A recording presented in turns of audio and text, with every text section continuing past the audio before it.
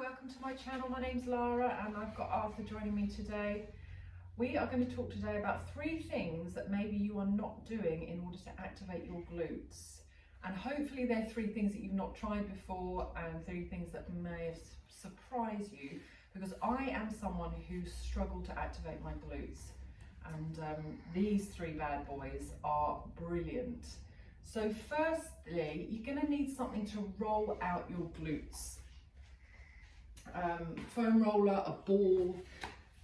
If our body is tense, for example, I used to be, well, still am very aware of, I'm a recovering glute gripper. So I would squeeze my glutes when I stand in order to hold a child on my hip.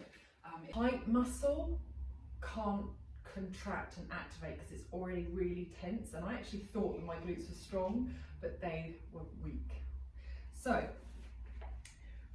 rolling out your glutes, your hips and your quads, you will find your glutes firing again. So test it, roll it out, find the nuggets.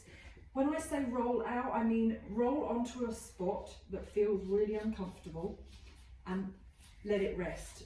Let it just hydrate that dehydrated tissue again. So rolling out the sides, your quads, you can do this, like I said, with the ball. Come here. Next, number 2 is maybe you're not actually using your glutes. Maybe you're coming in and using your hamstrings instead. Lying on your tummy, putting your hands on the bony parts of your hips, and just noticing when you lift a leg up, does this bony part of the hip really push into the ground? It's likely that you're leading from your hamstring rather than your glute. So test it out now. Squeeze your glute. So squeeze your right glute and then lift your leg. Notice if the hip pops into the ground onto your hand less than when you just lift the leg. For me, it's a big one. I drive with my hamstrings rather than my glutes. So notice how that feels. And number 3, you may be, like me, have an anterior tilt. So in the lower back, Arthur, come here.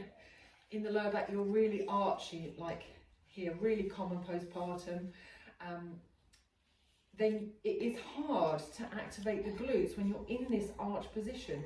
So a lot of your exercises, you're going to have to really be aware of tilting that pelvis. So I'm going to show you an example of exercise you can do in a bridge. So lying into a bridge position, this may be a key pattern for you that you don't feel it ever in a glute bridge or a hip thrust. Weight in the heels, pivot the pelvis, really flattening into the floor to get that posterior tilt, and then coming up to squeeze the glutes at the top. You may find that one glute is weaker than another, so then you can start doing single leg stuff to start activating that less dominant side. And think about dragging your heels towards your bum. You're not actually doing it, you're activating.